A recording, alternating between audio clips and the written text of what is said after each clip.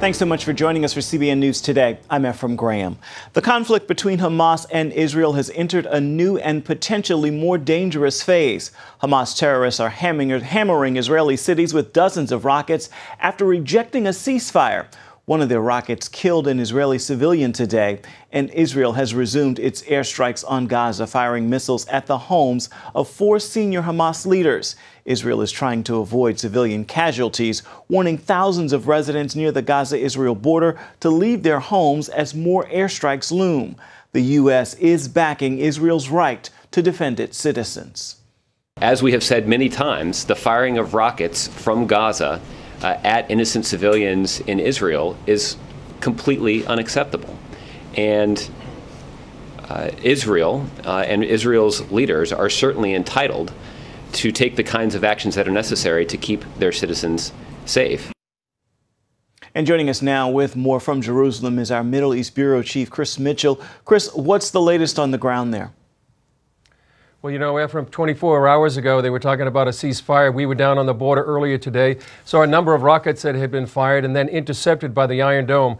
So day 9 is back to where it started. A lot of rockets coming out of Gaza and then followed by the airstrikes into Gaza. As Prime Minister Benjamin Netanyahu said, if there's no ceasefire, then they will fire. And I think they're intensifying the campaign right now with the possibility of a ground invasion sometime in the near future. Wow, so there is a likelihood, you think, of a ground operation at this point? Yeah, we were down there this morning, like I said, and we saw dozens of tanks that had been, amassing on the border, and all along the border, there's troops and equipment, tanks getting ready for a possible ground invasion. A lot of people think, and some military experts think, that really a ground invasion is the only way they're going to be able to stop these rockets.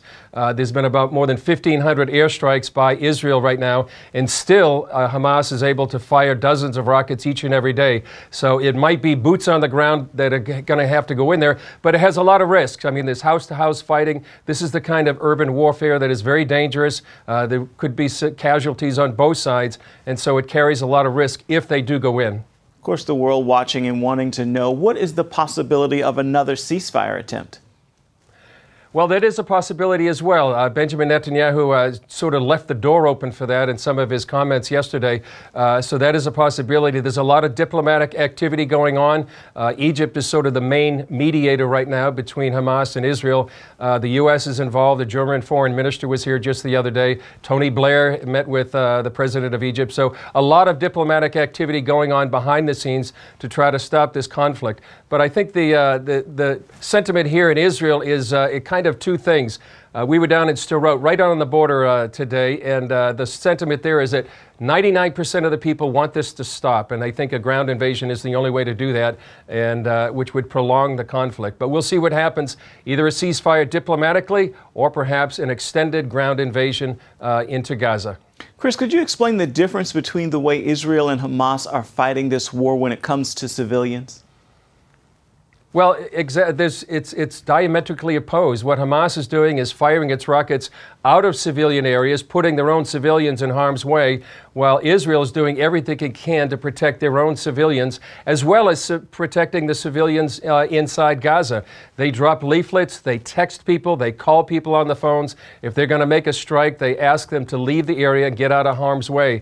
There were thousands of leaflets that were dropped this morning informing people in a certain area to get out of there because there was going to be military action going in there. So Israel does what it can to protect their own civilians as well as the civilians in Gaza, and Hamas is fighting within civilian areas that puts their own people at risk. Unfortunately, I think almost 200 people now have died within Gaza, but Israel says it's really the fault and the responsibility of Hamas because they're putting those people in harm's way. All right, Chris Mitchell in Jerusalem, thank you so much for your insight.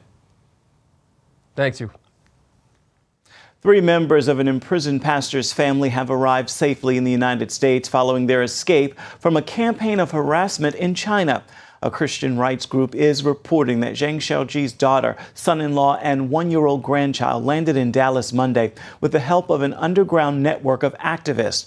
Earlier this month, Zhang Xiaoji was sentenced to 12 years in prison on charges of fraud and gathering crowds to disturb public order. His church is sanctioned by China's government, but it has been involved in a dispute over land for a new building. The Senate held a hearing Tuesday on what some pro-lifers call the most radical pro-abortion bill ever considered by Congress. And as Paul Strand reports from Capitol Hill, bill sponsors say they're trying to undo a rash of state laws meant to restrict abortion. But opponents warn it is a serious attack on states' rights and makes the so-called right to an abortion almost sacred. The Senate is now considering a bill that many pro-life groups warn would gut almost every meaningful restriction on abortion. The bill being advanced today would literally overturn hundreds of pro-life, pro-women laws across the country. We're talking laws to end sex selection abortion, third trimester abortions, abortion on babies that are more than 5 months old and capable of feeling pain. This is an extreme bill. Why would Democrat lawmakers push such a bill in a country that polls suggest is becoming increasingly pro-life? Well, it might be that they're looking to the November 2014 elections and the fact that they might well lose control of the Senate. So they could see this as a last do-or-die chance to pass any serious liberal legislation. And co-sponsors of this bill say it's needed to counteract what they label underhanded laws, supposedly meant to protect women's health, but actually aimed at curbing abortions. In just the last 3 years, states across this country have enacted a total of 205 provisions that restrict women's access to safe abortion services. These obstacles have put many women in desperate circumstances, some of which may very well endanger their lives. We need laws that put women's health and safety first, not politics. 200 of these underhanded laws have been passed, and it is not right that women should have to go to court year after year after year to get the medical services that the Constitution guarantees them. But some testifying at this hearing said the bill is actually an unconstitutional attack on the states. Essentially, this law guts states' rights with respect to abortion. It creates abortion as a special protected class of procedure and abortion providers as a special protected class of providers. And Representative Marsha Blackburn warned Democrats they're risking the wrath of voters by appearing so enamored of abortion rights. Many of your constituents perceive that this body is out of touch with the consensus opinion in this country. Public opinion polls show time and again that the American people support limits on abortion. Paul Strand, CBN News, Capitol Hill. Heavy rain is causing flash flooding across the country. A thunderstorm dumped rain and hail in Idaho, flooding some areas with up to 6 feet of water. Students at Brigham Young University are seen here singing as they help with the cleanup efforts. And in Ohio, a car with a family inside hydroplane hit a pole, then fell into a ditch and washed away. He was screaming that his wife drowned, and she was screaming the same thing over there. My husband and baby drowned, so pretty happy reunion when we got them both together. In Pennsylvania, firefighters rescued a 12-year-old girl after a drain pipe swept her away for nearly a half-mile. Cleanup also started in Maine this morning after 40-mile-an-hour winds uprooted trees. Rain and hail washed out roads and flooded basements with water and sewage. People are urged to stay out of standing water because it could be contaminated. The amount of Antarctic sea ice has reached an all-time high. That report from the National Snow and Ice Data Center is confounding climate change computer models. They say the amount of ice there should be declining, not increasing. The ice around the southern continent covers about 800,000 square miles than normal for this time of year. The London Daily Mail says that means an area the size of Greenland, which would normally be open water, is now frozen. A drilling technology called fracking is sparking intense debate around the country. Supporters say the economic benefits are huge, while opponents argue it contaminates water supplies and air quality. Last night, a city council in North Texas decided it couldn't decide on the issue and will instead put it on the November ballot. Heather Sells has the latest. The city of Denton, Texas is split over whether fracking helps or hurts the community. Denton sits on a large natural gas reserve, and fracking releases its trapped oil and gas by blasting water, sand, and chemicals deep into underground rock. Fracking has made major improvements in the U.S. economy. Believe it or not, the world's biggest oil producer right now is not Saudi Arabia or any other Middle Eastern country. It's the U.S., and fracking is a key reason. This is not a boom that's going to fizzle in 3 or 4 or 5 years. This is going to be a long time, a 30-year boom. Fracking is also why North Dakota's economy is booming. Oil production in the state has zoomed up 600% in the last 7 years. That puts North Dakota right behind Texas as the second largest oil-producing state. Such economic benefits are significant, but those who oppose fracking say the environmental and health concerns cannot be ignored. During 8 hours of testimony in Denton Tuesday night, people like Maylee Bush explained what can happen. Since the fracking started, my children have had headaches, coughing, and nosebleeds. Voters in Denton will now decide whether or not they'll allow fracking on new wells. And if they vote against the drilling technology, they'll become the first city in this top oil and gas producing state to say no. That's why what happens in Denton is considered a litmus test on the future of fracking. Heather Sells, CBN News. Kentucky is now licensing counseling pastors to help people with marital conflicts, addictions, and depression. The new law will cover about 30 pastors who work as mental and behavioral health counselors and will allow their services to be covered by insurance. The pastors must have a master's in counseling, more than 1,300 hours of supervised practice, 250 hours of clinicals, and pass a written exam. Kentucky is the 6th state to license pastors, along with Arkansas, Maine, New Hampshire, North Carolina, and Tennessee. Up next, outrage brewing. Why ordinary people in towns across the country are worried about the flood of immigrants at the border.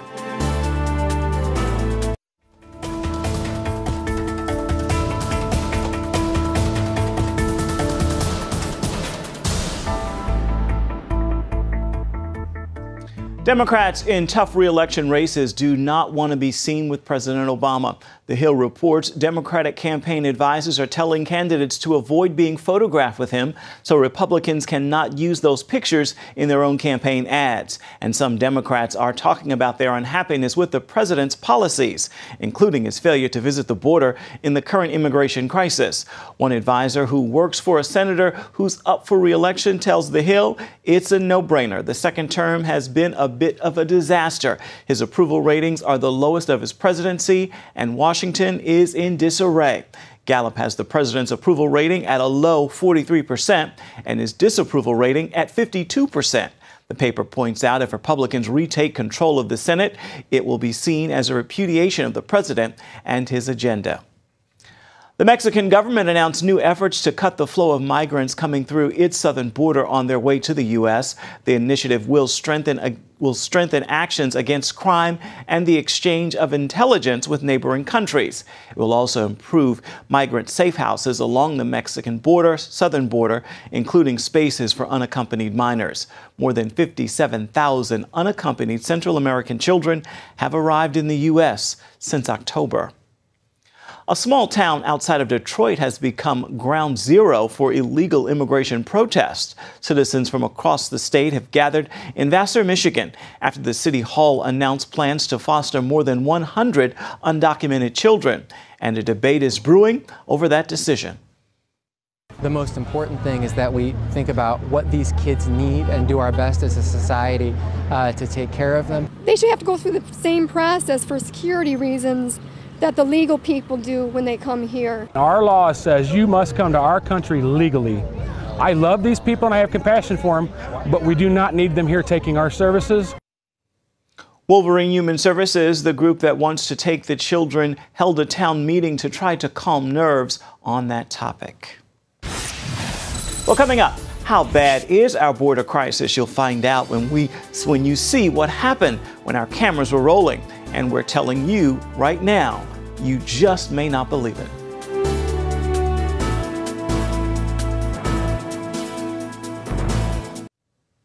Their story has captivated the country, the thousands of children who have crossed the border in the United States from Central America. But who are they, and why did they come here? Heather Sells traveled to the border of the U.S. and Mexico and brings us this up-close and personal look at this incredible flood of immigrants. It almost looks like a daycare center, but this is the McAllen Border Patrol Station, just across the Rio Grande from Reynosa, Mexico. The scene is repeated up and down the river valley. Thousands of children, mainly from Central America, packing out stations intended to serve just a small amount of people at a time. This story, of course, is playing out 24/7 here on the border. As we were shooting footage here along the river, we witnessed a young man being escorted across the Rio Grande River and then moments later surrendering to Border Patrol. The agent said nothing to us as our camera rolled, seemingly too busy with what has become a crushing workload. To find out why so many kids are coming over now, we traveled across the border to a Christian shelter in Reynosa, Mexico. Many immigrants rest here, then decide whether or not to cross. We met 15-year-old Brian, who says he traveled alone some 1,500 miles from Honduras to find work in the U.S. and provide a better life for his mom back home. Before leaving Honduras, I fasted a lot. I told God, "Help me, Lord. I want to help my family get ahead in life." Brian also explained a dream he had that motivated him to go. People would tell me, if immigration catches you, they will help you a lot. As our bilingual producer Myra Alejandra spoke with Brian and others, a clearer picture emerged beyond the usual immigration talking points coming out of Washington. First, the journey from the three main sending countries, Honduras, El Salvador, and Guatemala, is incredibly expensive. Smugglers often charge families $4,000 per child. And the trek is dangerous, with Mexican drug cartels quick to assault, kill, or traffic vulnerable children and women. Some, like 15-year-old Wilmer, travel alone and hop trains to try and cross quickly. One of the hardest parts of my trip was riding the train, enduring the cold rain and running the risk of falling off. We also learned that a so-called perfect storm of events has led thousands of families to choose now to send their children across the border. We met Maribel in the Guatemalan consulate in McAllen. She was attempting to pick up her friend's detained children after receiving a call from Border Patrol. She said the parents recently paid a smuggler after hearing that Border Patrol would release kids to their parents in the U.S. And the parents decided to, okay, this is the time, because everybody thinks it's easy. The head of the Honduran consulate in McAllen says many parents have believed the same rumor. It's believed that the parents who are living in the U.S. have been misinformed about some sort of amnesty that the U.S. government would be providing the minors with. Those kind of statements provide ammunition to the president's critics, and it's why possible presidential contender, Texas Governor Rick Perry, says Obama's immigration policies have failed. Liberals quickly point to escalating violence in Central America as a root cause for the surge, and that too, we found, was a common motivation. At a Catholic shelter in McAllen, Lillian, a young single Honduran mom, told us that the gangs and violence ruled life in her city. I had a temporary job. I would get out at 8 p.m. and I could not go into my neighborhood because they would kill me. That leads to one subject both sides can agree on. These immigrants have suffered greatly for the chance to live in America. That pain is also leaving a mark on the local church volunteers who hear their stories. Jeanette Alanius washes bedding for a shelter and spoke with one young mom who was abandoned by smugglers before they reached the border. She was dropped off, no food, maybe water once in a while. She was able to nurse her baby during that period of time, but the baby was getting weaker and weaker. Most of the time they were literally outside in the brush. So by the time I saw the baby covered with bug bites, totally dehydrated. Going forward, it's clear that the process of sorting out who stays and who's sent back will take months, if not years. Some women and children who fled violence will stay as refugees, others as trafficking victims, and others will face deportation. Texas Senator John Cornyn spoke to CBN News about the process after visiting the Border Patrol station in McAllen. This is an opportunity to treat these young children and other migrants in a humanitarian sort of way. The difficulty, I think, lies in where does the line get drawn, and where does a rule-based society intersect with our compassion? Ultimately, Cornyn believes an immigration system with clearly enforced rules is the most humane. No one knows yet, of course, just how many of the immigrants in this current surge will be allowed to stay. So for now, Brian is staying safe in the shelter before he decides whether or not he'll cross. Wilmer, on the other hand, has decided to return. I took a risk with my brother to help my mom.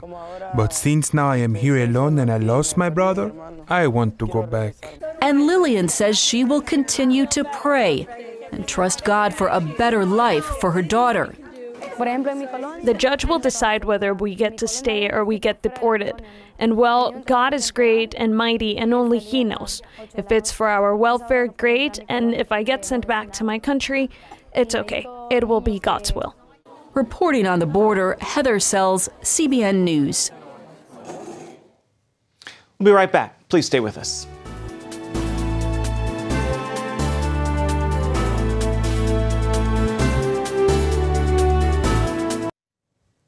And finally this hour, Superbook has been a hit on the Cartoon Club channel in Thailand, and now CBN is using Superbook to reach children in local schools. More than 1,400 grade school students attended the first school event in Chiang Mai. One student said Superbook makes him want to know more about God and to pray. Gizmo also made an appearance dancing to the tune of the Salvation poem. All the children received a special notebook with Superbook information. They also listened to an encouraging message about Jesus, and 361 children prayed the Salvation prayer. Well, that is going to do it for CBN News Today. You can find more of our exclusive coverage of the issues you care most about at cbnnews.com. Tell us what you think about the stories you've seen here today. You can do it on Facebook or at CBN News on Twitter. Join us again right here next time. Make it a wonderful Wednesday, everybody.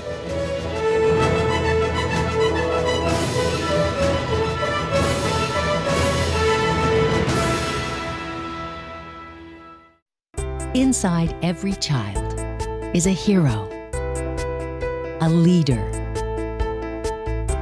a friend to others, someone who helps out, who does the right thing, who dreams of what they can be, but they still need our help. What should I do? What should I say? How should I feel? That's where Superbook comes in. It provides moral and spiritual truths through situations children can relate to, teaching God's Word to the children you love. Join the Superbook DVD Club and receive Superbook's newest episodes as they're available, plus 2 copies to share with others, all for your gift of only $25. Get Superbook today and watch the miracles happen. Every day, people are connecting on Facebook, Twitter, and YouTube. Now you can be part of the conversation and connect on topics you care about through 700 Club Interactive. Log on to Facebook, Twitter, or go to YouTube and share your opinions, your prayer requests, and your videos while making friends in our community. Well, welcome to the show. Join the conversation on Facebook, Twitter, and YouTube. 700 Club Interactive. Be a part of the show.